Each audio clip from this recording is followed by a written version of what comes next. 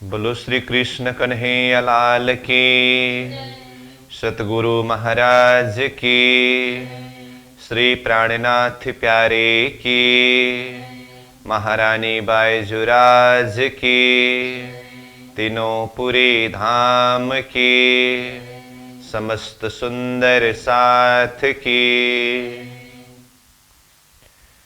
पूर्ण ब्रह्म श्री कृष्ण जय सच्चिदानंद। पूर्ण ब्रह्म श्री कृष्ण जय सच्चिदानंद। परम धाम की भूमि का आनंद है आनंद। परम धाम की भूमि का आनंद है आनंद। श्री प्राणनाथ निज मूलपति, श्री मेहराज सुनाम। तेज कुंवरी श्यामा जुगल को पल पल करो प्रणाम। तेज कुंवरी श्यामा जुगल को पल पल करो प्रणाम प्रणाम।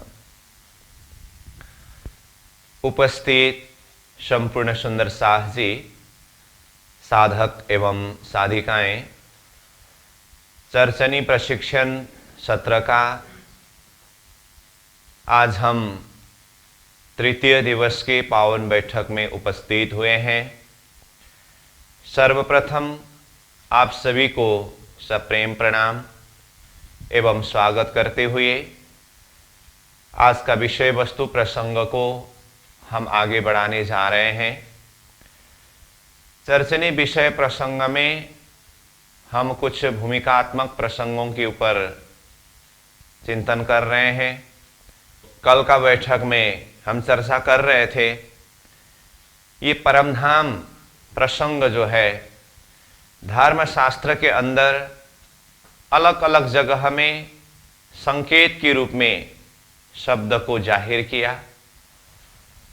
तो शास्त्र के अंदर परमधाम के विषय में शब्द को रखने वाले भी परब्रह्म परमात्मा स्वयं है और उसके खुलासा करने वाले भी परब्रह्म परमात्मा स्वरूप ही है।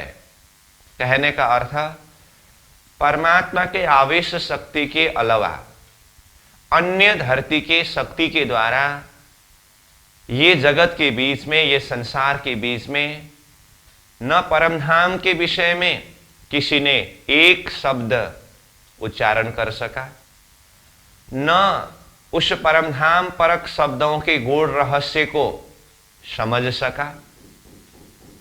इसीलिए वो परमधाम सभी के लिए अकथ और अगम के रूप में रहा। तो अब आज हम यही चर्चनी विषय प्रसंग में भूमिकात्मक प्रसंग के ऊपर ही विशेष करके इस विषय के ऊपर जोर दे करके चर्चा करेंगे कि सृष्टि के शुरू से लेकर के अब तक, यानी कि तारतम्य जाहिर न होने तक अथवा सतगुरु प्राणनाथ जी स्वरूप आने से पहले के समय तक अकथ और अगम रूप में रहा। तो अब इस सृष्टि के बीच में ये परमधाम विषय जो हम चर्चने के माध्यम से अध्ययन करने जा रहे हैं, ये विषय किस तरह से धरती में प्रकट हुआ अथवा जाहिर हुआ। आज हमारे तक तो ये चर्चनी विषय के रूप में आया है, तो इसका प्रारंभ किस तरह से हुआ, तो इस विषय के ऊपर हम विशेष रूप से चर्चा करेंगे। सृष्टि के शुरुआत से ब्रह्मा जी के दूसरे परार्ध के 28वें द्वापर के समय तक इस सृष्टि के बीच में, इस जगत के बीच में नारायण के द्वारा उत्पत्ति जीव सृष्टियों के ही खेल अथवा जीव की ही लीला चलती रही।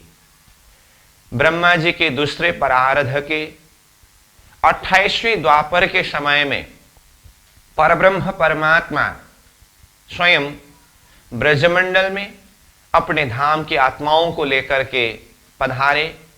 11 वर्ष 52 दिन तक ब्रजलीला हुई।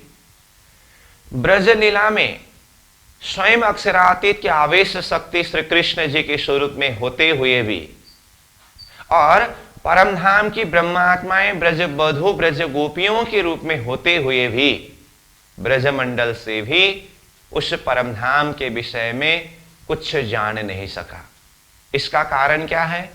ब्रजमंडल में तारतम्य नहीं था।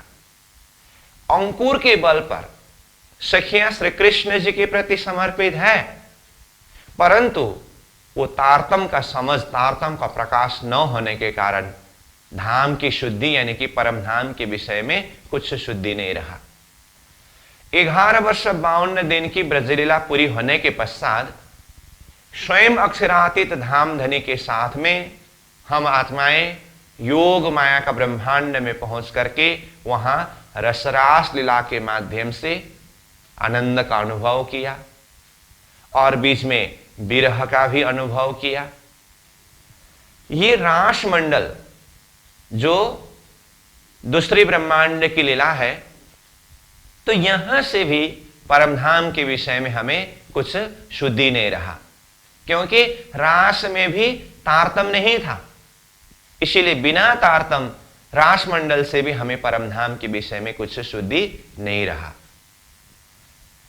अब अक्षरातीत की ये खेल के अंदर की लीला योजना में ब्रज रास लीला पूरी होने के पश्चात आत्माओं को परमधाम मूल मिलावा तक तो पहुंचाए, परंतु तामसी सखियों के हृदय में खेल देखने की इच्छा पूरी न होने के कारण पुनः ये तीसरे ब्रह्मांड जागने के ब्रह्मांड का रचना करके आत्माओं को दूसरी बेर ये तीसरे ब्रह्मांड जागने के ब्रह्मांड में भेजा। तो आत्माएं ये जागने के ब्रह्मांड में आते समय सर्वप्रथम विक्रम संवत 1638 में सुंदरबाई सखी श्यामाजी सप्ती सहित श्री देवचंद्र जी स्वरूप में मारवाड़ देश के उमरकोट गांव में प्रकट हुए। यहां से जागने के ब्रह्मांड में ब्रह्मात्माओं की आगमन लीला प्रारंभ हुई। ब्रह्मात्माएं तो खेल में आए, उसमें विशेष रूप से देखे तो स्वयं सुंदरबाई सखी श्री देवचंद्र जी महाराज, अब उनको भी परमधाम के विषय में 40 वर्ष की उम्र तक कुछ शुद्धि नहीं रहा। अंदर अलौकिक शक्ति है, जागृत बुद्धि की शक्ति है, श्यामा जी की शक्ति है, सुंदरबाई सखी है, रूहल्ला का शक्ति है, धरती के उत्तम जीव है। ऐसे ऐसे अलौकिक शक्ति होने पर भी ये परमधाम के विषय में कुछ शुद्धि नहीं रहा। उनके अंतर हृदय में बाल्यावस्था में ही अलौकिक प्रश्न, अध्यात्म प्रश्न प्रस्फुटित हुआ। मैं कौन, कहां से आया, कहां मेरो भरतार। मैं कौन हूं, मैं कहां से आया हूं और मेरा भरतार यानी कि मेरे मालिक कौन है। देवचंद्र जी के हृदय के अंदर एक जिज्ञासा प्रकट हुआ। इसी जिज्ञासा को लेकर के वो ब्रह्म तत्व की खोज में निकले। 17 वर्ष की उम्र में उन्होंने पूरी तरह से उमरकोट को छोड़ करके आगे निकल पड़े। 4 वर्ष तक कच्छ देश में खोज किया।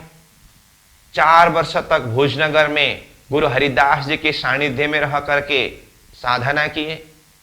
उसके पश्चात फिर जामनगर के भूमि में पहुंच करके श्याम जी के मंदिर में कांजी भट्ट जी के द्वारा 14 वर्ष तक निष्ठा बंधन निरंतर श्रीमद् भागवत को श्रवण किया। ये प्रसंग जो मैं बता रहा हूं, ये वित्त का प्रसंग है। वैसे वित्तक हम जानते हैं, फिर भी मैं ये विषय को यहां इसीलिए जोड़ रहा हूं कि ये परमधाम का विषय सृष्टि के बीच में किस तरह से जाहिर हुआ, कहां से प्रारंभ हुई, ये हमें जानना समझना होता है। तो श्री देवचंद्र जी महाराज ने इस तरह से अपने जीवन के 40 वर्ष की उम्र तक निरंतर साधना करते रहे। जब 14 वर्ष की भागवत श्रवण लीला पूरी हुई, उनका उम्र 40 वर्ष का हुआ। उनकी त्याग, तपस्या, साधना और अंतर हृदय की एक जिज्ञासा, ये सब को देखते हुए अक्षरातीत परब्रह्म परमात्मा स्वरूप धामधनी, जिनके हुक्म के द्वारा ये सृष्टि की रचना हुई है और जिनके हुक्म के द्वारा ही ये सारी सृष्टि में अब तक जो कुछ भी लीलाएं हुई, चाहे अज्ञान की लीला हो चाहे ज्ञान की लीला हो, अब उनके ही हुक्म के द्वारा अब ये विज्ञान की लीला जाहिर होने का समय आया। इसीलिए देवचंद्र जी को 40 वर्ष के उम्र में स्वयं अक्षरातीत परब्रह्म परमात्मा, जिन्होंने आत्मा को सर्वप्रथम ब्रजमंडल में भेजा, उसके पश्चात फिर रास मंडल में रासलीला के माध्यम से सुख अनुभव कराया और फिर तीसरे ब्रह्मांड जागने के ब्रह्मांड में भेजा, वही परब्रह्म परमात्मा स्वरूप अक्षरातीत धामधनी ने वय किशोर अति सुंदर स्वरूप खिला जो वृंदावन, रास बिहारी श्री कृष्ण जी के स्वरूप में श्री देवचंद्र जी को साक्षात दर्शन दिया। तो ये दर्शन के प्रसंग में स्वरूप को देखते समय रास बिहारी स्वरूप है, परंतु अंदर आवेश शक्ति को देखें तो अक्षरातीत पूर्ण ब्रह्म परमात्मा मूल मिला वाले स्वरूप के आवेश शक्ति है। और दर्शन दे करके देवचंद्र जी को पूछा, तुमको मेरी है पहचान?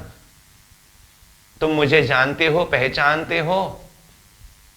देवचंद्र जी ने अब तक के अपनी साधना बुद्धि के द्वारा वो दर्शन दिए हुए स्वरूप को सही हिसाब से, अच्छी तरह से, पूरी तरह से जान पहचान नहीं सका। और इसी प्रसंग में कलश वाणी के प्रसंग से देखे तो अनादि का 5 प्रश्न दर्शन देने वाला स्वरूप ने किया है। तू कौन, आई त क्यों कर, कहां है तेरा वतन, नार तू कौन खसम के, दृढ़ कर कहो वचन, तू जागत है के नींद में, करके देख विचार, विद सारी आकी कहो इन जीम के प्रकार। ये 2 चौपाई के माध्यम से 5 प्रश्न के विषय में प्राणनाथ जी ने चर्चा किया है। तो देवचंद्र जी ने ये 5 प्रश्न का ही जवाब अब तक की बुद्धि के द्वारा नहीं दे सका। उसके पश्चात दर्शन देने वाला स्वरूप स्वयं ने देवचंद्र जी के आत्मिक परिचय देते हैं कि देवचंद्र, तुम्हारा इस शरीर का नाम देवचंद्र है, परंतु तुम्हारे अंदर जो आत्मा शक्ति है वो परम धाम के सुंदर बाई सखी की वासना है। और तुमने परम धाम में खेल देखने की इच्छा की, इसीलिए सर्वप्रथम तुम ब्रजमंडल में आए। 11 वर्ष 52 दिन तक ब्रजमंडल में रह करके लीला की, खेल का अनुभव किया। उसके पश्चात फिर रास मंडल की लीला में रमन किया। ब्रज और रास लीला देखने के पश्चात भी खेल देखने की इच्छा पूरी न होने के कारण ये तीसरे ब्रह्मांड जागने के ब्रह्मांड तुम्हारे लिए ही रचा है। अब ये जागने के ब्रह्मांड से जागृत होकर के अपना निज घर, मूल घर परमधाम का चिंतन करो। अंतर्दृष्टि को खोल दिया और कहा, देखो हद पार बेहद है, बेहद पार अक्षर, अक्षर पार वतन है, जागे इन घर। ये हद के भूमि से परे बेहद का भूमि, बेहद की भूमि से भी परे अक्षर ब्रह्म का धाम, अक्षर ब्रह्म के धाम से भी परे अक्षरातीत परम धाम। वो अक्षरातीत परम धाम ही तुम्हारा मूल मुकाम, मूल ठिकाना, मूल घर, निज घर है। इस तरह से इस सृष्टि के बीच में सर्वप्रथम स्वयं परब्रह्म परमात्मा अक्षरातीत धाम धनी स्वरूप ने ही श्री देवचंद्र जी को साक्षात दर्शन दे करके वो अंदर आत्मा शक्ति सुंदरबाई सखी को संबोधन करते हुए उनके दिव्य दृष्टि को खोल करके दिव्य परमधाम का दर्शन कराया। ये धरती के बीच में सर्वप्रथम परमधाम जाहिर हुआ, अथवा परमधाम का दर्शन यहां से सर्वप्रथम सुंदरबाई सखी को हुआ। और ये 25 पक्ष परमधाम का दर्शन कराने के पश्चात परमधाम के अंदर रंगमहल, जिसके प्रथम भौम में मूल मिलावा का बैठक, और वहां सुंदरबाई सखी की परात्मा शरीर, और साथ में 12,000 आत्माओं की परात्मा शरीर है, और मध्य में जुगल स्वरूप श्री राज्य श्यामा जी विराजमान है। ध्यान दृष्टि से ही श्री देवचंद्र जी को अथवा उनके अंदर की सुंदरबाई सखी को ये सब दर्शन हुआ, साक्षात्कार हुआ।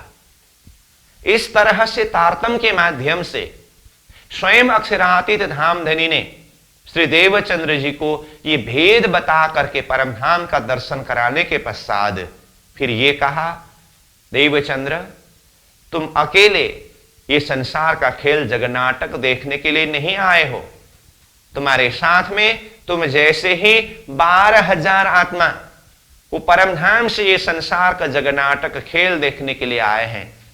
इसलिए अब मैं हुक्म करता हूं, तुम उन सभी आत्माओं को जागृत करा करके दिव्य परमधाम तक ले आना।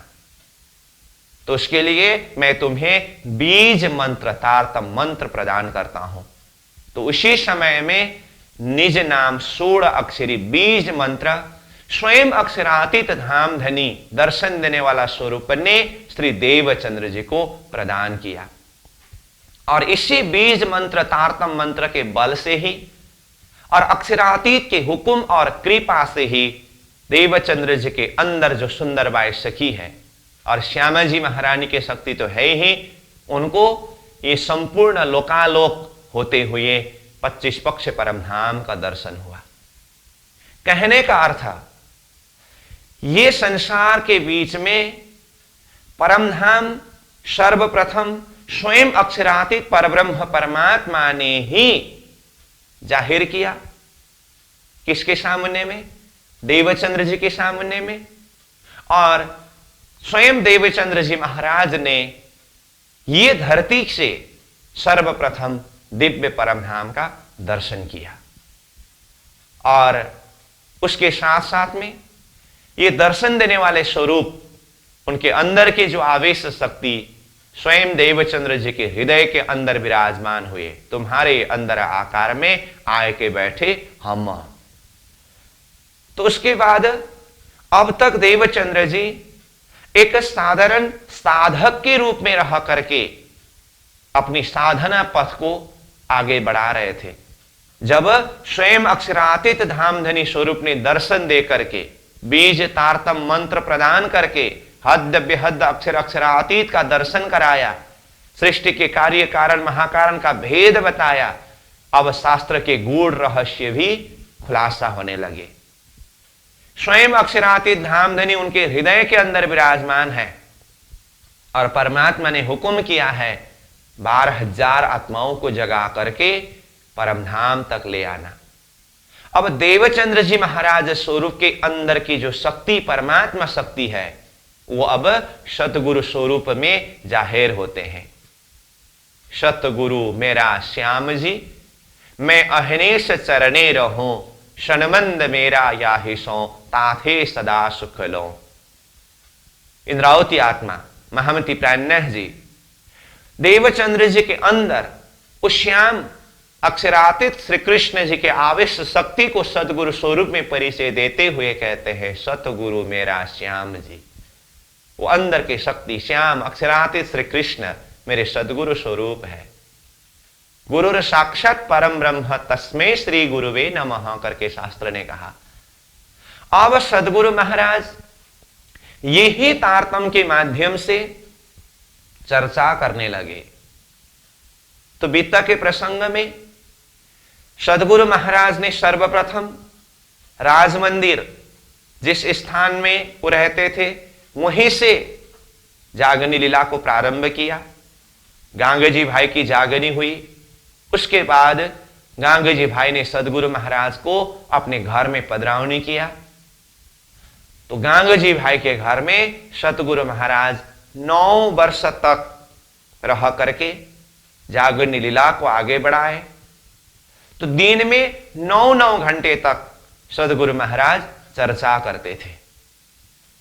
तो सदगुरु की चर्चा की विषय वस्तु क्या है? तो सदगुरु की चर्चा का विषय वस्तु है ब्रजरास लीला की बहुत भारी महत्व समझाते थे। ब्रजरास लीला को बड़ा दिखाओ तो बोझ। इसलिए महामति प्राणनाथ जी ने इस प्रसंग में वाणी में कहा, प्रेम सेवा वाले प्रगट की थी ब्रज तनी आवार रे।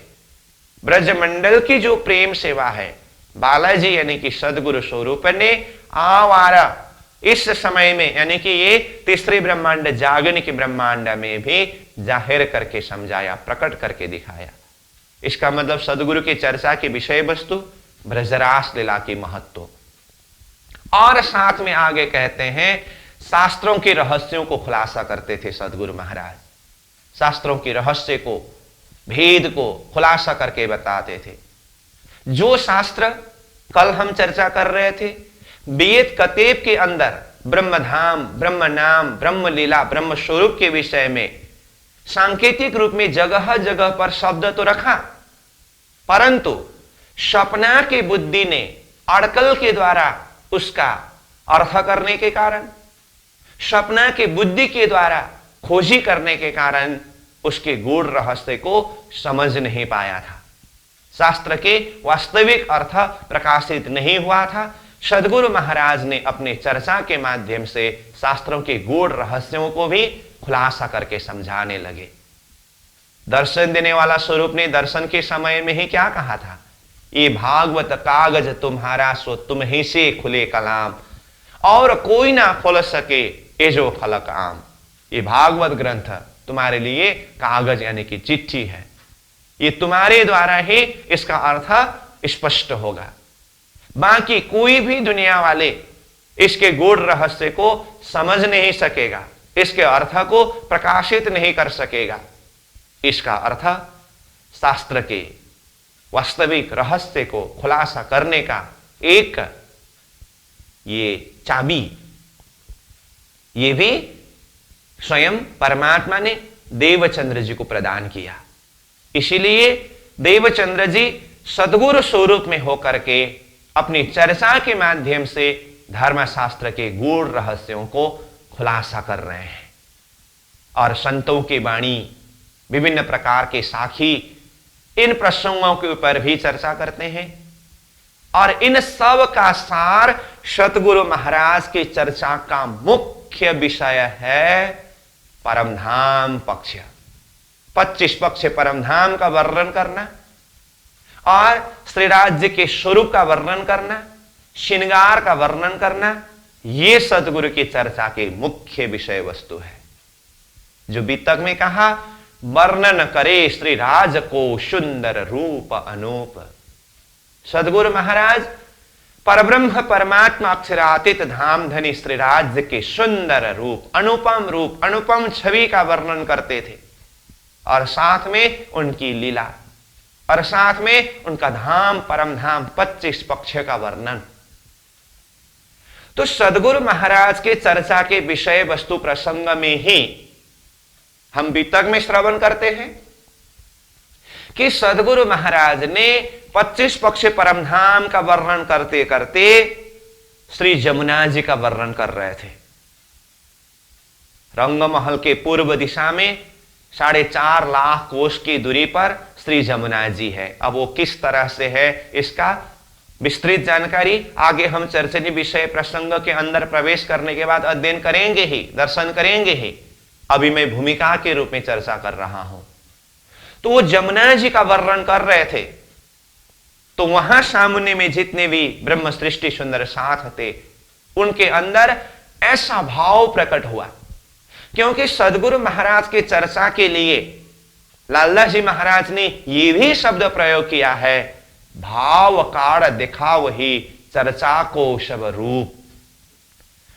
जो भी विषय वस्तु के ऊपर सदगुरु महाराज चर्चा करते थे, ऐसे भाव प्रकट करके समझाते थे, मानो कि ब्रजमंडल की चर्चा कर रहे हैं तो वहां सामान्य वाला आत्मा को ऐसा अनुभव होता था, अब भी हम ब्रजमंडल में ही हैं। इसको कहते हैं भाव काढ़ करके दिखाना। जब सदगुरु महाराज रास मंडल के विषय प्रसंग के ऊपर चर्चा करते थे तो सामने वाला आत्माओं को ऐसा महसूस होता था कि अभी हम रास मंडल में ही हैं। और जब सदगुरु महाराज परमधाम 25 पक्ष का वर्णन करते थे, परमधाम की लीला वर्णन करते थे, तो सामने वाला आत्माओं को ऐसा भाव प्रकट होता था, ऐसा महसूस होता था कि अभी हम परमधाम में ही हैं, श्री राज्य के सामने में, श्री राज्य के साथ में ही हम ये सब लीला विहार कर रहे हैं, ऐसा महसूस होता था। इसको कहते हैं भाव प्रकट करके दिखाना, समझाना। भाव कार दिखाव ही चर्चा को सब रूप। तो इसीलिए जब 25 पक्ष परमधाम का वर्णन करते करते श्री जमुना जी का वर्णन करने लगे सदगुरु महाराज, तो सुंदर जमुना जी का वर्णन होते होते आत्माओं के यानी कि सामने वाला सुंदर साथ के हृदय में ऐसी भाव प्रकट हुई कि वो जमुना जी को प्रत्यक्ष रूप में दर्शन करे। तो सदगुरु महाराज के सामने में अर्जी किया, हे सदगुरु महाराज, आप इतने सुंदर ढंग से परमधाम के श्री जमुना जी का वर्णन कर रहे हैं, हमें प्रत्यक्ष रूप में जमुना जी का दर्शन करने की इच्छा हो रही है, वो जमुना जी का दर्शन कराइए। तो सदगुरु महाराज ने अपने हाथ से अंगुली से ऐसे लकीर खींच दिया, वहीं पर साक्षात रूप में श्री जमुना जी प्रकट हुआ। जो लाल्लाह जी महाराज ने बीतक ग्रंथ में इस बात को स्पष्ट रूप में लिखा है। इसका अर्थ क्या है? सदगुरु की चर्चा के विषय वस्तु 25 पक्ष परमधाम का वर्णन, चाहे जमुना जी हो, चाहे रंग महल हो, चाहे हौज कौशर हो, चाहे पुखराज जी हो, चाहे माणिक पहाड़ हो, 8 सागर 8 जिमी, यत्र तत्र सर्वत्र जो भी रूप है और उसके अंदर जो भी लीला होती है, ये सारे विषय वस्तु सदगुरु के चर्चा के विषय वस्तु है। तो मैं यहां ये भाव, ये प्रसंग को इसीलिए चर्चा कर रहा हूं। हमें पहुंचना है परमधाम के अंदर यानी कि चर्चनी विषय के अंदर, लेकिन मैं भूमिका के रूप में पहले इस भाव को हृदय के अंदर बिठाने का प्रयास कर रहा हूं कि ये परमधाम पक्ष धरती में वर्णन कहां से प्रारंभ हुई। आज हमारे पास तो ये चर्चनी विषय के रूप में, ये देखिए, ये सुंदर नक्शा पाठ के रूप में, ग्रंथ के रूप में यानी कि वृत्ति के रूप में आया है, लेकिन इसका प्रारंभ कहां से हुई, इसके इतिहास, इसकी वितक को भी तो देखना होता है। तो कल का प्रसंग में हम चर्चा कर रहे थे कि सृष्टि में किसी ने भी परमधाम के विषय में एक शब्द भी उच्चारण नहीं कर सका, और शास्त्रकारों के द्वारा जो भी ब्रह्मधाम के विषय में शास्त्र में शब्द आया है वो स्वयं परमात्मा के अलौकिक शक्ति के द्वारा ही आया है। उसके अलावा धरती के शक्ति को एक शब्द भी परमधाम के विषय में शुद्धि नहीं रहा। तो ऐसे अकथ अगम परमधाम ये धरती के बीच में किस तरह से प्रकट हुआ, जाहिर हुआ, तो इस विषय में आज हम चर्चा कर रहे हैं।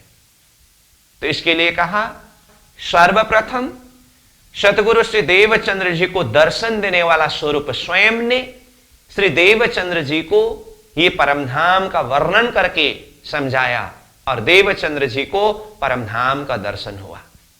और उसके बाद वो आवेश शक्ति स्वयं सतगुरु देवचंद्र जी के हृदय के अंदर विराजमान होकर के सतगुरु स्वरूप के द्वारा चर्चा के माध्यम से इस तरह से परमधाम का वर्णन यहां खेल के बीच में अथवा ब्रह्म सृष्टियों के सामने में जाहिर हो रहा है।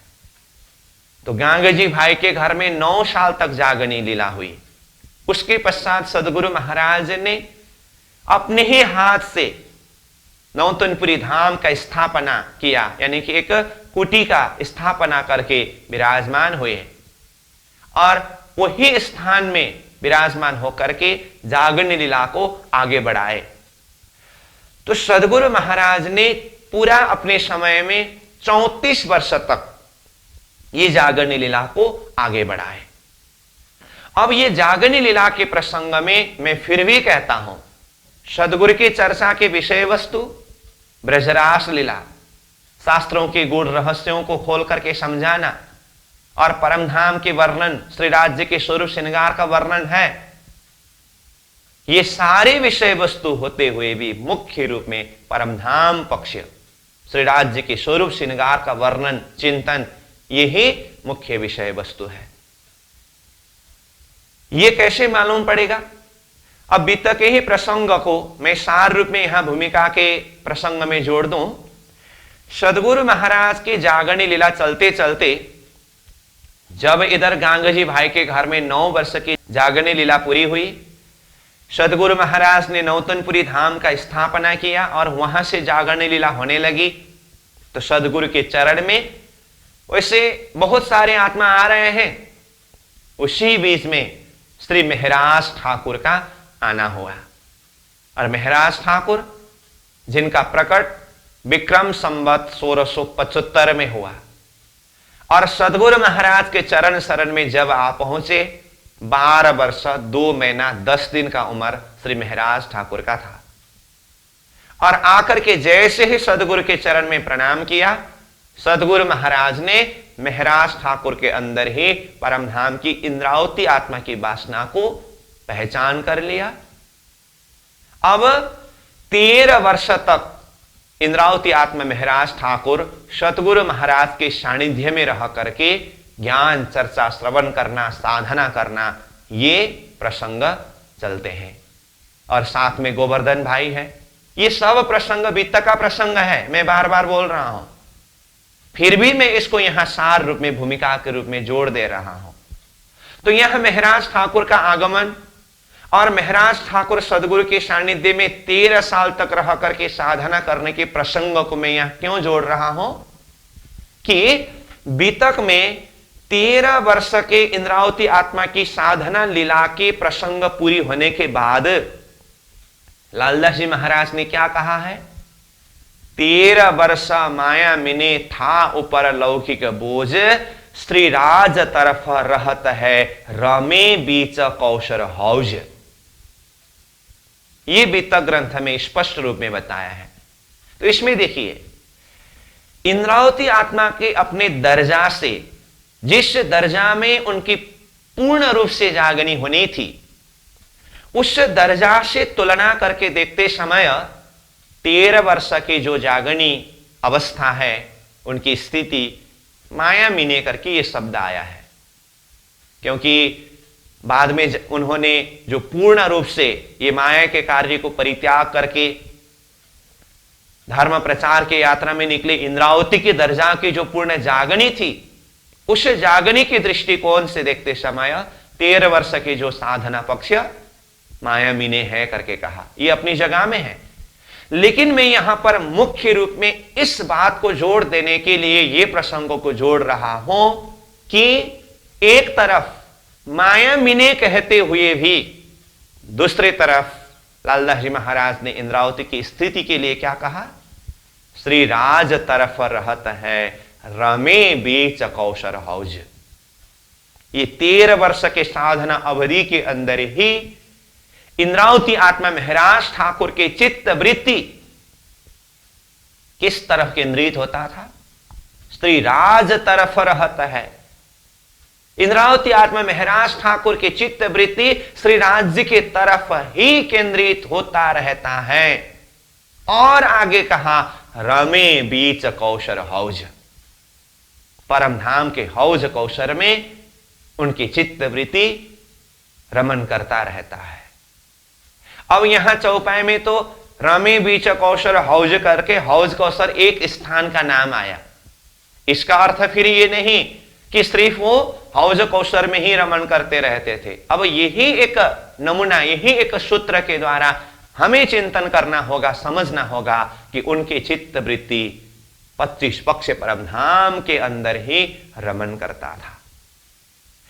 तो इंद्रावती आत्मा के ये 13 वर्ष के साधना प्रसंग में श्री राज तरफ रहता है रामे बीच कौशर हौज होने में कारण क्या है? उनकी चित्त वृत्ति श्री राज जी में ही एकाकार होना, 25 पक्ष परमधाम में, हौज कौशर में अथवा अन्य स्थान में भी रमन करना, परिभ्रमण करना। यहीं से मालूम पड़ता है कि सदगुरु महाराज के चर्चा के विषय वस्तु क्या था। सामने वाला आत्मा के हृदय में सदगुरु महाराज क्या बिठाते थे। सदगुरु महाराज चर्चा में श्रीराज जी के स्वरूप श्रृंगार का वर्णन करते थे, श्रीराज जी के प्रति ही भाव को प्रकट कराते थे, तभी तो श्रीराज तरफ रहत है करके इंद्रावती की स्थिति की बात आई। सदगुरु महाराज सामने वाला आत्मा के हृदय में परम धाम को उतारने का प्रयास करते थे चर्चा के माध्यम से। इसीलिए तो इंद्रावती आत्मा के लिए रमे बीच कौशल हौज करके ये शब्द आया। तो यहां से हमें पकड़ना होता है कि पूरी तरह से सदगुरु महाराज के चर्चा के मूल आशय, मूल उद्देश्य आत्माओं को परमधाम अथवा श्रीराज जी के स्वरूप श्रृंगार में ही चित्त वृत्ति को केंद्रित कराना। तो कहने का अर्थ ये परमधाम पक्ष सदगुरु महाराज के द्वारा चर्चा के माध्यम से ये खेल के बीच में जाहिर हुआ। मैं फिर भी बता दूं, सर्वप्रथम परमधाम खेल के बीच में स्वयं अक्षरातीत परब्रह्म परमात्मा ने सतगुरु श्री देवचंद्र जी महाराज के समक्ष में दर्शन के समय में जाहिर करके कहा। तो अगर परमधाम प्रसंग में वक्ता श्रोता के हिसाब से हम क्रम देखें तो सबसे पहले नंबर वक्ता कौन है? दर्शन देने वाला स्वरूप, और श्रोता देवचंद्र जी। अब उसके बाद दूसरे स्टेप में देखें तो सतगुरु श्री देवचंद्र जी महाराज, उनके अंदर स्वयं अक्षरातीत धामधनी स्वरूप ही है, फिर भी सतगुरु स्वरूप में विराजमान होकर के 34 वर्ष तक सदगुरु महाराज ने ये परमधाम को, श्रीराज जी के स्वरूप श्रृंगार को वर्णन करके समझाया, जाहिर किया। और श्रोता के रूप में सदगुरु के सामने में जो भी आत्मा उपस्थित हुए, आत्मा तो बहुत सारे उपस्थित हुए, परंतु सदगुरु महाराज के जमाने में जितनी भी आत्माओं की जागनी हुई वो सब परमधाम के ब्रह्मात्मा ही थे। इसलिए 34 वर्ष के समय अवधि के अंदर 313 परमधाम की आत्माओं की जागनी हुई। इन आत्माओं के सामने में सदगुरु महाराज ने ये परमधाम को चर्चा के माध्यम से जाहिर करके समझाया। तो ये परमधाम खेल के बीच में जाहिर होने का प्रसंग है। अब यही परमधाम महमति प्राणनाथ जी स्वरूप के द्वारा वाणी में परिक्रमा ग्रंथ में विशेष करके परमधाम का वर्णन जाहिर हुआ है। अब ये परमधाम को साक्षात्कार करने के लिए, ये परमधाम का दर्शन करने के लिए स्वयं इंद्रावती आत्मा ने अपने जीवन में कितने तपस्या किया है, कितने साधना किया है। उनके हृदय के अंदर ये परमधाम दर्शन करने की प्यास, एक तड़प कितना था, जो हम वित्त के माध्यम से ही जान सकते हैं, समझ सकते हैं। मैं ये सभी प्रसंगों को भूमिका के रूप में ही इसीलिए वर्णन कर रहा हूं, इसीलिए जोड़ रहा हूं कि जो विषय वस्तु चर्चनी के माध्यम से हम अध्ययन करने जा रहे हैं, चिंतन करने जा रहे हैं, चर्चा करने जा रहे हैं, ये विषय वस्तु इतना सहज विषय वस्तु नहीं है, इतना सहजता के साथ में प्राप्त होने वाली विषय नहीं है। अब हमने सारांश रूप में तो ये कहा, देवचंद्र जी ने 40 वर्ष तक साधना किया तो परमात्मा ने दर्शन दे करके उनको ये परमधाम जाहिर करके समझाया। कहने के लिए सहज है, लेकिन उनके 40 वर्ष के साधना पक्ष को देखें तो ये परमधाम को दर्शन करने के लिए 40 वर्ष की साधना, उसको प्रत्यक्ष रूप में देखें तब मालूम पड़ता है कि ये परमधाम को हृदय में अनुभव करने के लिए, इसका दर्शन करने के लिए साधना कैसी होनी चाहिए।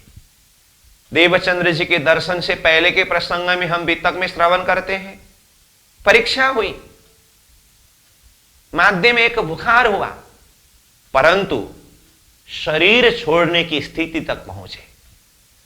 उस स्थिति में पहुंचने पर भी अपनी निष्ठा को जब भंग होने नहीं दिया, तब जाकर के परमात्मा ने साक्षात दर्शन दे करके ये परम धाम जाहिर किया उनके हृदय में। ये देवचंद्र जी के बीतक प्रसंग है। अब मैं स्वयं इंद्रावती आत्मा, जिनके हृदय के अंदर अक्षरातीत धामधनी के आवेश शक्ति विराजमान होकर के वाणी के माध्यम से ये संपूर्ण परमधाम को जाहिर किया, उन्हें भी ये परमधाम का साक्षात्कार करने के लिए कितना मेहनत, साधना, परिश्रम करना पड़ा, इस विषय को वित्त के कुछ प्रासंगिक विषय प्रसंगों को जोड़ करके ही बताने का प्रयास करता हूं। जैसे कि कहा, सद्गुरु महाराज के सानिध्य में आने के पश्चात 13 वर्ष तक सद्गुरु के साथ में रह करके ज्ञान चर्चा को श्रवण करना, साधना करना, उनकी ये जीवन लीला चलती रही। विक्रम संवत 1700 का समय सद्गुरु के चरण शरण में आया हुआ 13 साल का समय व्यतीत हुआ। अचानक गोवर्धन भाई का धाम गमन हुआ।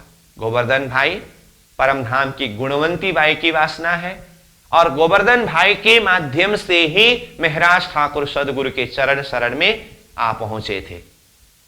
तो गोवर्धन भाई ठाकुर का धाम गमन का घटना प्रसंग एक कारण बना, जिस कारण से अब इंद्रावती आत्मा महाराज ठाकुर के हृदय में ये प्रश्न खड़ा हुआ कि सतगुरु महाराज ने तो मुझे तुम परमधाम की इंद्रावती आत्मा हो करके कहा, परंतु क्या मैं इंद्रावती की रहनी में हूं? अगर मैं इंद्रावती आत्मा हूं तो मुझे अपनी रहनी में चलना होता है। तो ये विचार उनके हृदय के अंदर प्रकट हुआ और रहनी की विषय की जब बात आई तो सद्गुरु महाराज जिस परमधाम का वर्णन प्रत्यक्ष रूप में दर्शन करके कर रहे हैं, मुझे अब तक वो परमधाम का दर्शन क्यों नहीं हुआ? तो मुझे वो परमधाम का दर्शन करना है। अगर चर्चा के ही विषय प्रसंग के हिसाब से देखें तो सतगुरु महाराज जिस तरह से चर्चा करते थे, वो चर्चा की चर्चा महाराज ठाकुर इंद्रावती आत्मा उसी तरह से करते थे।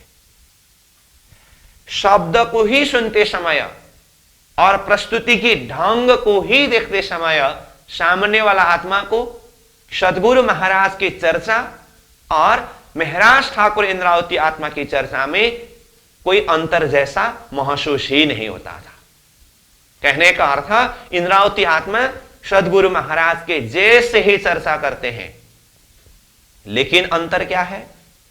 सद्गुरु महाराज जब परमधाम का वर्णन करते हैं, श्री राज्य के स्वरूप श्रृंगार का वर्णन करते हैं, तो प्रत्यक्ष रूप में आत्मिक दृष्टि से दर्शन करके वर्णन करते हैं। और इंद्रावती आत्मा सतगुरु के कहे हुए शब्द के आधार पर, ज्ञान के आधार पर वर्णन करते हैं, परंतु उनको अंतर आत्मा के द्वारा प्रत्यक्ष रूप में वो परमधाम का श्री राज्य का स्वरूप श्रृंगार का दर्शन नहीं हुआ है। मैं विक्रम संवत 1700 के समय की स्थिति की बात बता रहा हूं। सदगुरु के सानिध्य में आने का 13 साल के समय पश्चात की बात बता रहा हूं। ये स्थिति जब इंद्रावती के ऊपर हो रही है तो उनके अंतर हृदय में एक विचार प्रकट हुआ, मैं अगर परमधाम से खेल देखने के लिए आए हूं तो सद्गुरु महाराज परमधाम दर्शन करके वर्णन करते हैं, मुझे परमधाम का दर्शन क्यों नहीं होता? मुझे भी परमधाम का दर्शन होना चाहिए। और मुझे परमधाम का दर्शन न होने का कारण मुझ में अवगुण है। स्वयं ये विचार करके अब अपने अंदर के अवगुण को दूर करने के लिए, विकार को हटाने के लिए विक्रम संवत 1700 से लेकर के 1703 तक 3 वर्ष तक निरंतर साधना करते रहे। अब ये साधना प्रसंग हम वितक के द्वारा ही विस्तृत रूप से चर्चा कर सकते हैं, चिंतन कर सकते हैं। उतरते आहारा घटाइया रहा, पैसे भर दोए, बल घटा इंद्रिय न का, सुख चला आकार सोए। साधना में ऐसे उतर रहे हैं वो। सदगुरु महाराज के समक्ष में जाकर के कहते हैं, हे सदगुरु महाराज, मेरे अंदर के अवगुण को दिखा दीजिए। सदगुरु महाराज ने कहा, तेरे में कोई अवगुण नहीं है, तुम निर्मल आत्मा धाम की इंद्रावती उत्पन्न, तुम परम धाम की निर्मल आत्मा हो, इंद्रावती की वासना हो, कोई अवगुण नहीं है। परंतु इंद्रावती आत्मा को लगता है मेरे में अगर अवगुण नहीं होता तो फिर मुझे परम धाम दर्शन क्यों नहीं होता। जरूर मेरे अंदर अवगुण है, उसको दूर करना होगा। 3 वर्ष तक वो निरंतर साधना करते रहे। उस साधना के गहराई के कारण उनके अंदर की एक प्यास, तड़प, इसके कारण एक झलक उनको 25 पक्ष परम धाम का दर्शन हुआ और मूल मिलावा के बैठक के अंदर अपनी परात्मा स्वरूप का भी दर्शन हुआ। 3 वर्ष के निरंतर साधना के पश्चात। और 3 वर्ष की साधना, 13 वर्ष की उधर साधना के पश्चात ये 3 वर्ष की साधना सिर्फ और सिर्फ एकमात्र मकसद है, अपने अंदर की अवगुण को दूर करके परम धाम को प्रत्यक्ष रूप में दर्शन करना। इसके लिए ये 3 वर्ष की साधना रही। तो इसी के बल पर फिरवल्या गिरदवाए करके आया है वितक में शब्द। 25 पक्ष परम धाम एक झलक उनको दर्शन हुआ और अपने आप को देखा, यानी कि अपने परात्मा स्वरूप को देखा। जैसे ही परात्मा स्वरूप का दर्शन हुआ, इंद्रावती आत्मा ने चाहा तब आकार को किया रद्द। ये पंचभौतिक देह को यहीं पर रद्द करके सुरता को परात्मा स्वरूप में जागृत कराने के लिए चाहा, परंतु ऐसा हो नहीं सका। एक झलक दर्शन जरूर हुआ, फिर से दर्शन करना चाहते हैं, परंतु हो नहीं पा रहा है। तब तक उनकी शरीर की स्थिति ऐसे जीर्ण शीर्ण हो चुका है। ऐसे ही स्थिति के भाव से कलशवाणी में बृह तामस का प्रकरण में शब्द आया है, मैं चाहतना स्वांत इन भांत, अजू आउद अंग चले, इन नयनों दोनों नेक न आवे नीर, दरदा देह जरद गरद रद्द करे, मैं क्यों धरूं धीर अस्थिर शरीर। मुझे वो शांति नहीं चाहिए जिस शांति में संसार के लोग संसार में बैठे हुए हैं। अभी तक मेरे गुणांग इंद्रिय रूपी हथियार सक्रिय है। ये हथियार सक्रिय होते हुए मुझे साधना पथ पर आगे बढ़ना है। और साधना करते करते उनकी स्थिति कैसी हुई है? दर्दा, हृदय में दर्द है, जरद देह, शरीर पीला पीला हो चुका है, गरद धूल धूल बना करके रद्द करे, वो रद्द करना चाहते हैं। और उनकी भाव है, मैं क्यों धरो धीर अस्थिर शरीर। मैं ये अस्थिर परिवर्तनशील क्षणभंगुर देह को धारण करके धैर्य धारण के साथ में कैसे रह सकता हूं। साधना के पथ पर वो अपने आकार को, अपने देह को ही रद्द करना चाहते हैं। ऐसी स्थिति में पहुंचे। बालवाई के माध्यम से सदगुरु तक बात पहुंची। हे सदगुरु महाराज, आप बार बार कहते हैं मेरे पीछे महाराज इंद्रावती हाथ जाग न करके, लेकिन महाराज इंद्रावती की स्थिति कैसे है आप विचार कर रहे हैं। एक तो पहले ही गया, गोवर्धन भाई अब दूसरा भी जाने के लिए तैयार हो रहे हैं। सदगुरु महाराज ने इंद्रावती के ऊपर थोड़ा सा ध्यान देकर के देखा तो स्थिति कुछ और है। इसका मतलब इंद्रावती आत्मा परमधाम दर्शन की प्यास में ऐसे साधना के गहराई में उतरे जो बात स्वयं सदगुरु को भी पता होने नहीं दिया। जब सदगुरु महाराज को पता चला ऐसी स्थिति, शरीर पूरा पीला पीला है, कहा ना इन नैनो दोनों नेक ना आवे नीर, आंख से आंसू बहना बंद हुआ। इसका मतलब क्या है? शरीर में कुछ बहने का चीज हो तब तो बहे। तो ये स्थिति में साधना में उतरे हुए एक साधक, एक आत्मा, उनकी स्थिति कैसी होगी? सदगुरु महाराज ने पूछा, महाराज क्या बात है? फिर भी कहते हैं वो, मेरे अवगुण को दिखा दीजिए। सदगुरु महाराज ने कहा, मैंने पहले भी तुम्हें कहा था तेरे में कोई अवगुण नहीं है। अब बहुत यहां संवाद प्रसंग है, ये विस्तृत प्रसंग तो हम वित्त के द्वारा श्रवण करते हैं, मैं सार रूप में ही यहां जोड़ रहा हूं। तो अंत में सदगुरु महाराज को भी लगा कि महाराज के अंदर कुछ ऐसी गहरी बात है जिसके कारण ये ऐसे साधना में उतर रहे हैं। तो जबरदस्त पूछा, तुम्हारे हृदय के अंदर क्या बात है, मुझे वो बताओ। महाराज ठाकुर अपनी दिल की बात को शब्द में प्रकट करके बताना नहीं चाहते थे, परंतु मजबूर हुआ। सदगुरु महाराज ने ऐसे जबरदस्त पूछा उनकी स्थिति को देखते हुए, तो अंततोगत्वा महाराज ठाकुर को बताना ही पड़ा। तो सदगुरु के समक्ष में शब्द में जाहिर करके बताया, हे सदगुरु महाराज, आप परमधाम को प्रत्यक्ष रूप में दर्शन करके वर्णन करते हैं और मुझे वो परमधाम का दर्शन क्यों नहीं होता? जब सदगुरु महाराज के समक्ष में महाराज ठाकुर इंद्रावती आत्मा ने इतना कहा, सदगुरु महाराज ने कहा कि महाराज, तुम्हें अभी परमधाम दर्शन करने की इच्छा है? ये परमधाम दर्शन अभी हुकुम के द्वारा ही संभव है, और परमात्मा श्री राज्य के हुकुम अभी ऐसे हैं, एक ही आसन से ही परमधाम का दर्शन संभव है, और जिस आसन में अभी मैं हूं।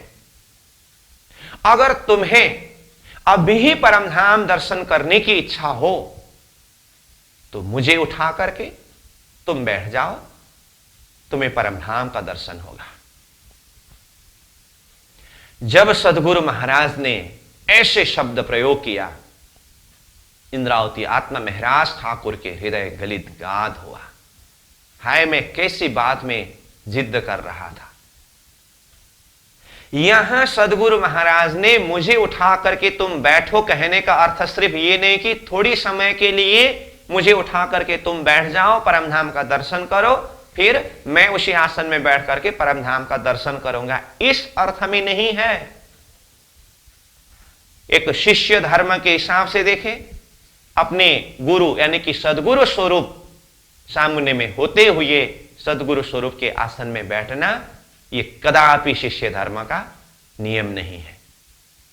तो यहां सदगुरु महाराज ने मुझे उठा करके तुम बैठो कहने का अर्थ मुझे शरीर से ही उठाओ, विदा कर दो, उसके बाद गादी यानी कि आसन खाली पड़ेगा, तुम बैठ जाओ तो तुम्हें परमधाम का दर्शन होगा। अब विचार करिए, इंद्रावती आत्मा अपने को परमधाम दर्शन करने की जिद में सदगुरु महाराज को ही उठा करके बैठे, ऐसी अनर्थ कार्य संभव है? तो इंद्रावती आत्मा के लिए कितनी बड़ी धर्म संकट है। एक तरफ परमधाम दर्शन की प्यास, दूसरी तरफ सदगुरु महाराज के ऐसे भयंकर वचन बाण। अब न चाहते हुए भी इंद्रावती आत्मा ने उस समय में परमधाम दर्शन करने की प्यास, उसको शांत करना पड़ा। देखिए स्थिति कैसे है। अब सदगुरु महाराज को भी लगा महाराज के अंदर की वैराग्य को दूर करना होगा, क्योंकि आगे जागनी इनके द्वारा ही कराना होगा। उसके बाद अब माया के कार्य में उनको लगाते हैं। खेता भाई की संपत्ति के बहाने वो विदेश यात्रा करते हैं। उसके बाद वापस आए, परिस्थिति ऐसी हुई, सदगुरु महाराज ने प्रणाम भी स्वीकार नहीं किया। घर में 2 साल तक रहे। भाभी के ऐसे वचन बाण जिसके कारण फिर घर से भी निकलना पड़ा। कलाजी के साथ में रह करके 2 साल तक मंत्री पद संभाले। और इधर सदगुरु महाराज का धाम गमन होने का समय आया तो सदगुरु महाराज इंद्रावती आत्मा को बार बार याद करके बुला रहे हैं। और अंततो गत्वा पुनः इंद्रावती आत्मा सदगुरु महाराज के चरण शरण में आ पहुंचे। और अंतिम में जागने के सारे दायित्व जिम्मेदारी इंद्रावती आत्मा को सौंप करके विक्रम संवत 1712 के समय में सदगुरु महाराज धाम पधारे। अब देखिए, सदगुरु महाराज ने जागने के कार्य को इंद्रावती आत्मा के हाथ में दिया। तो अब इंद्रावती आत्मा सदगुरु के वचन को शिरोधार्य करते हुए जागनी यात्रा में आगे निकलते हैं। सदगुरु के नाम पर मेला करने की तैयारी चलते चलते उनको हफ्सा बंदी गृह में भी रहना पड़ा। वहीं से सदगुरु स्वरूप को धाम धनी को पुकार करते करते उनके अंतर हृदय में ही अक्षरातीत धाम धनी की आवेश शक्ति, सदगुरु की शक्ति प्रकट होकर के वाणी प्रस्फुटित होने लगे। उसके पश्चात फिर वहां से निकल करके वो धर्म प्रचार की यात्रा में निकले। जिनके हृदय के अंदर स्वयं अक्षरातीत धाम धनी की आवेश शक्ति होने से उन्हें महामती प्राणनाथ जी के नाम से जाने जाते हैं।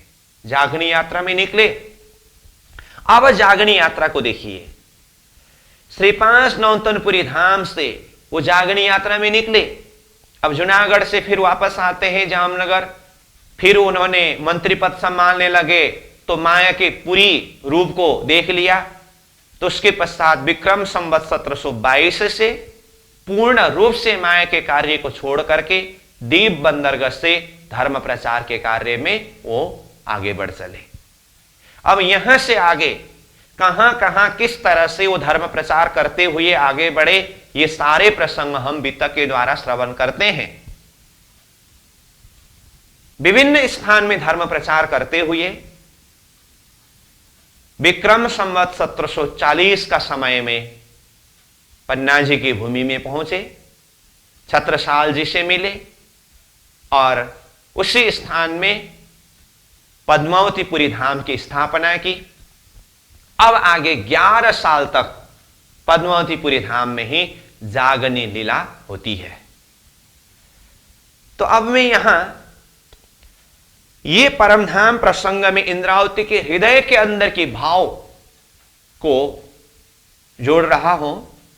देखिए, सदगुरु महाराज के सानिध्य में आने के पश्चात 13 साल तक तो वो ज्ञान चर्चा श्रवण करने में, चिंतन करने में, ये साधना में रहे। उसके पश्चात 3 साल तक परमधाम दर्शन करने की तीव्र इच्छा उनके हृदय के अंदर रहा, जिसके चलते वो साधना के उस गहराई तक पहुंचे। एक झलक परमधाम का दर्शन भी हुआ। ये आकार को परित्याग करके परात्मा में उठने को चाहा, परंतु ऐसा संभव नहीं हुआ। उनकी स्थिति ऐसे स्थिति में पहुंच चुके थे और अंततो गत्वा सदगुरु महाराज के समक्ष में ये बात को जाहिर करके कहना पड़ा। और सदगुरु महाराज ने कहा, मुझे उठा करके तुम बैठो। जो बात हमने पहले ही चर्चा किया है, मैं उसी को फिर से दोहरा रहा हूं। और ये दोहराने का कारण क्या है? मुझे उठा करके तुम बैठो करके सदगुरु महाराज ने कहा तो न चाहते हुए भी इंद्रावती ने ये परमधाम दर्शन करने की अपने हृदय के अंदर की प्यास को जबरदस्त रोकना पड़ा। 1703 की बात है। अब आगे देखिए, 1700 में यह विचार हृदय के अंदर प्रकट हुआ कि मैं परमधाम की आत्मा हूं तो मुझे परमधाम दर्शन होना पड़ेगा। 1703 तक साधना किया, एक झलक दर्शन हुआ, परंतु अंतिम में सदगुरु के वचन के कारण ही उसको रोकना पड़ा।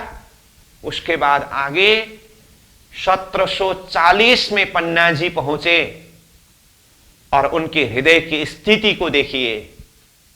परमधाम दर्शन करने की प्यास उनके हृदय में किस स्थिति में है, जो बात पद्मावतीपुरी धाम पन्ना जी में पहुंचने के बाद अवतरित वाणी खिलवत वाणी के द्वारा मालूम पड़ता है। खिलवत वाणी प्रारंभ हुआ, ऐसा खेल दिखाइया मांग लिया है हम, अब कैसे अर्ज करो कहोगे मांगया तुम। हे धनी, आपने ऐसा खेल दिखाया, अब अर्जी भी कैसे करो। अर्जी करो तो आप कहेंगे तुमने ही मांगा था। इंद्रावती आत्मा के हृदय के अंदर की तड़प खिलवत वाणी के अंदर जाहिर किया है।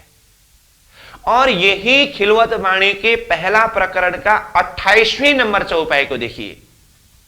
वहां पर कहा है, धनी आपने साहिबीपन देने में कोई कमी नहीं रखा। इमाम मेदी, निष्कलंक बुद्ध अवतार, आखिरी जमाने का खावंद प्राणनाथ जी, कितनी साहिबीपन है, कितनी शोभा है, इसकी कोई कमी नहीं है।